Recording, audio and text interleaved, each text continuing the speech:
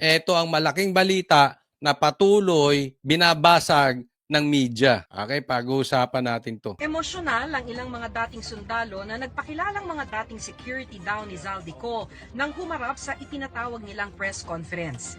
Inigipit daw sila at pinagdududahan sa kanilang alegasyon na naghatid sila ng maletang pera sa ilang politiko at personalidad, kabilang na si Pangulong Bongbong Marcos. Wala silang partikular na tao o grupo. Ito sinasabi, no? Maputol lang natin. Sinasabi nila na itong mga 18 Marines, ginigipit sila. Alam nyo kung napanood nyo yung buong balita nito, yung buong interview sa kanila, nako, matindi. Kayo na humusga. Pero in my opinion, nung napakinggan ko to, grabe ang media. Grabe. Parang ang media ay ang idinidiin sa klase ng kanilang pagtatanong ay itong mga Marines pa. Parang ang klase ng kanilang direksyon ay sila ay parang abogado ni Bongbong Marcos at ni Tambi, ni Martin Romualdez. Kayo po humusga, pero sa akin, nakita ko napanood ko. And sayang nga dahil supposedly, nung Sabado, magpapa-interview sila sa SMNI dahil sa amin, Banatero specifically, dahil para mabigyan natin ng liwanag ito, no? Pero sa kasamaang palad ay sila ay nagkaroon ng threat that time, no? May balita tayo, no? Hindi ko nababanggitin. Ito po ay grupo ng mga uniformado na meron daw nagbabantay sa labas pa lang ng kanilang hideout, ng kanilang safe house, parang ganoon, no? Sa katunayan, itong kanilang pagkasasama ngayon, itong interview ngayon, naputol pa nga ito dahil may natatanggap na threat. Grabe po, kasi talagang ito, derechahan. Si Bongbong Marcos ang mastermind. Kasabwat yung kanyang pinsan. Kaya napakadelikado nito. Mapapansin nyo naman sa klase ng media natin, sa klase ng Senado, sa klase ng congressman, sa Senado ng ombudsman, tila sila pa ang masamang tao. Naku, matindi. Doon pa lang, alam nyo, totoo po na may threat sa buhay nila. Nakakalungkot po. Kung itinuro sa likod ng panggigipit. Pero bakit daw di iniimbestigahan ang mga sinabi nila na anilay walang halong politika? Sa ganitong sitwasyon na naglalahad kami ng katotohanan na aming salaysay, sana respetuhin nila kami, bigyan nila kami ng credibility, hindi baba yung moral namin. Para ito sa bayan, sir, ang ginagawa namin, sir. Hindi ito pang sarili lang namin. Ako, tama, may punto si Sir. Alam nyo, media, wag naman tayo magpapakasangkapan. Halata yung klase ng tanong ninyo. Niluluto nyo. Parang idinidiin. Kaya nakikita ko yung frustration ni Sir. Bakit kami? Wag naman sila ang pagdudahan. Normal naman po kung hindi kayo maniniwala. Pero sana, ang titingnan po natin, may katunayan ba yung pinagsasabi nila? Hindi yung personalidad. Naiintindihan po? Buhay po namin sa kapamilya namin ang nakataya dito. Hindi namin isusugal ng ganun-ganun lang. Pinanindigan nilang naghatid sila ng pera na nasa 5 maleta sa bahay ng Pangulong Marcos sa Ilocos Norte. 5 malita po yung dinala namin ni Kong Saldi doon sa bahay. Saan po eksakto? Sa Ilocos po. Saan po sa Ilocos?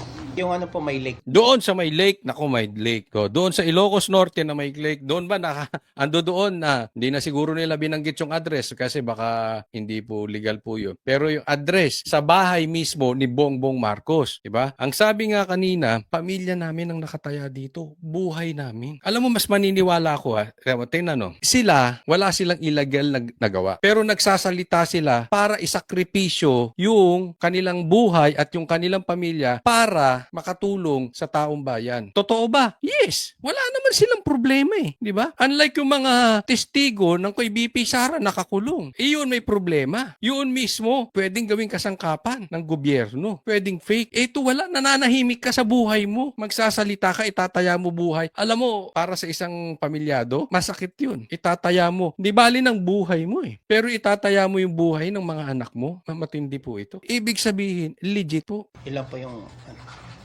May ano, boss? yung may lake. Nakita rin daw nila si Congressman Laila De Lima noong Nako. taong 2025 sa isang townhouse sa Forbes Park, Makati na laging kamiting si Congressman Zaldico. Yung time na nakikita namin siya, ma'am, 2025 2025 po, sa townhouse. sa townhouse po, lagi po siya doon. Kamiting sila boss. Then, paglabas niyan, may mga bit-bit na po yan sila na paper bag. Paper bag. At paano nyo alam na may laman yung paper bag na pera? Kasi po, galing po yun Horizon, ma'am Kami po ang nagdadala sa townhouse. Tsaka lang po namin na pera yun kasi sinasabi po ng mga EA, ma'am Tsaka nakikita rin namin. Nauna Kaya ako sa totoo lang, wala akong katiwa-tiwala dito kay De Lima eh. Alam mo ito, gusto lang gumante sa Duterte, di ba? Obvious yan, nakulong to because of Duterte. Nahuli yung kalokohan niya. Pati nga dun sa driver, nahuli. Okay? Kaya ngayon, ito, vengeance ang motibo nito. At hindi lang vengeance, lagi pa doon sa townhouse kung saan nagkakabigayan ng sobre. Huwag tayo maglokohan. Yung tinuturo ng gobyernong ito na mastermind na di umano na si Saldico patungkol sa ghost projects, laging ka-meeting ni De Lima. Yan ba ang ginagawa niyong matinong tao? Kayong liberal? Kayong pinklawan? Nang itinanggi ni De Lima ang alegasyong tumanggap siya ng pera mula kay Ko. Ang palasyo tinawag na ring lousy script at paulit-ulit umanong kasinungalingan ang mga alegasyon ng mga dating sundalo. Ang tinatanggi nila, okay? Ang tinatanggi nito si De Lima at saka itong Malacanang na tumanggap sila ng pera. Ang itanggi nyo, halimbawa, De Lima, ang itanggi mo na lagi ka nakikipagkita kay Saldico dyan sa townhouse. Di ba? Kasi madaling sabihin, hindi ako tumanggap ng pera. Anong ginagawa mo dun sa townhouse? Nagiinuman kayo ng driver ni Saldico. Ako nagtatanong lang, di ba? Ano sa tingin nyo? Kainuman niya yung mga driver? Pogi ba mga driver ni Saldico? Hindi ko alam. Yun ang itanggi mo kasi yun ang sinasabi. Lagi ka dun sa townhouse. Yun din ang itanggi nyo, Malacanang. Huwag nyong sirain yung credibility nito. Itanggi ninyo na wala kayong natatanggap na maleta dyan at walang diniliber na maleta dyan sa Ilocos Norte, dyan mismo sa bahay nyo dyan sa may lake. Sundalo. Pero puna ni Vice President Sara Duterte, tila raw walang interes o agarang hakbang ang administrasyon na siyasatin ang katotohanan. Tahimik rin daw ang mga civil society groups na dati ay mabilis maglabas ng pahayag at wala rin daw imik ang mga religious leader na naninindigan daw sa moralidad, transparency at accountability. Eto, dederechohan kayo. Kayo, mga religious leaders. Kayo, mga senator. Kayo, mga congressman. Kayo, mga kung sino-sino man kayong grupo, dyan. At mga public officials na tahimik dito, mga animal kayo? Anong klase kayong Pilipino? Anong klase kayong tao? Kayo ba'y tao, animal? Hindi ko sinasabing kampihan nyo itong mga 18 Marines. Ang sinasabi namin, imbestigahan ninyo. Ang imbestigahan ninyo, yung presenta nilang ebidensya. Imbestigahan ninyo yung maletang idinideliver. Hindi ang iimbestigahan ninyo yung mga Marines. Bakit kayo tahimik? Alam mo, marami nagsasabi, bakit yung ibang congressman, ba't yung ibang mga sundalo, ba't yung mga ibang mga senador, ba't yung ibang mga religious leaders? Bakit tahimik? Kasi alam nyo kung bakit? Maraming madumi. Maraming naambunan ng nakaw. Yan ang sinasabi po sa atin. Yung iba, hindi man kasing laki nitong mga quadcom, hindi man kasing laki ng mga natatanggap ng mga talagang attack dog ni Marcos at ni Tambi, pero nakatanggap din yung iba. Kaya ang tatahimik. At accountability. They're trying to create a political tipping point. What more? Alam na natin yun, di ba?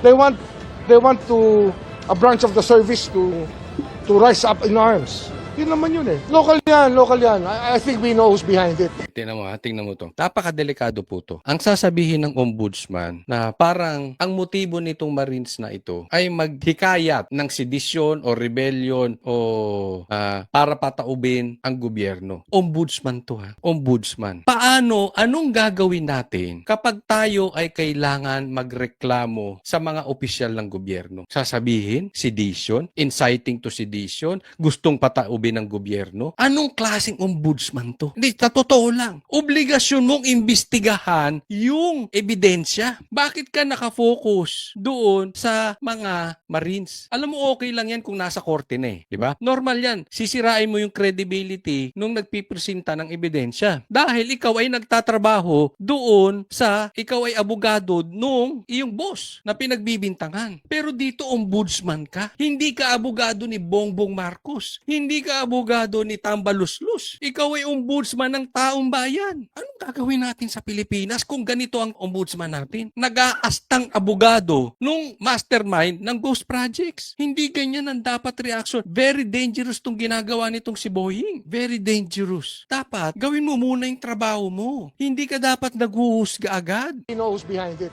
Nauna nang sinabi ng NBI na iniimbestigahan na nila ang kredibilidad ng kwento at akusasyon ng mga dating sundalo.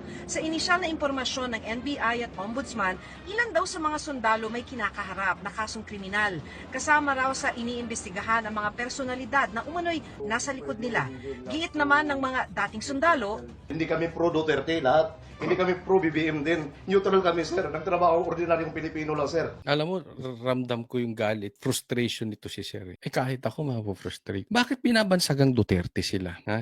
Hindi sila pro BBM, hindi sila pro Duterte. Baka nga, ako sa tingin ko lang there is a possibility na anti-Duterte itong mga to. Hindi natin alam. Pero kung titingnan natin, remember, nagtatrabaho ito, yung iba sa kanila matagal na kay Saldico. Of course, si Saldico ang nagpapasahod sa kanila. Of course, si Saldico ay may influence over them. At alam naman natin si Saldico galit sa mga Duterte. Binabakbakan yan si Sara, no? So, hindi malayo sa usapin. Baka yung iba dyan o marami sa kanila anti-Duterte. Pero hindi yun ang issue. Hindi kung anti-Duterte ka, pro-Duterte ka. Or pro-BBM ka, anti-BBM. Pag-usapan natin yung ebidensyang pinupresenta nila. Hindi yung personalidad. Hindi sila. Di ba? Wala pong sumusuporta sa amin. Kahit sino sir, nasa label po kami, hindi kami lumapit kung kahit sino. hindi kumpleto kanina ang lahat ng 18 Marines. Ang iba daw tinitiyak na safe ang pamilya nila. Teka muna ha. Okay, hindi raw sila kompleto. Ito yung sinasabi ko na talaga may threat sila. Sa katunayan, naputol pa nga ito eh.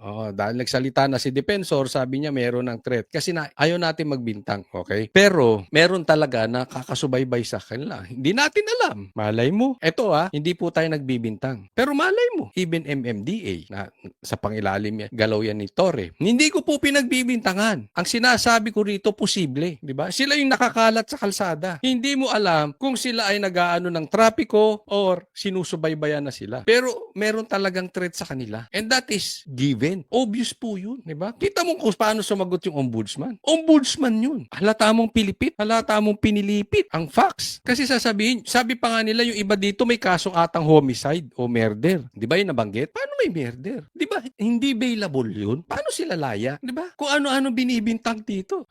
Di na ako magugulat. Baka bukas, ibibintang dito sa mga to na sila yung kinontak ni BP Sara para patayin sila Bongbong pag pinatay si Sara. Hindi ako magugulat kung bukas, ibibintang dito na ang pumatay kay Jose Rizal ay isa sa kamag-anak nila. Grabe katindi yung mga binibintang. Di ba naaalala ninyo?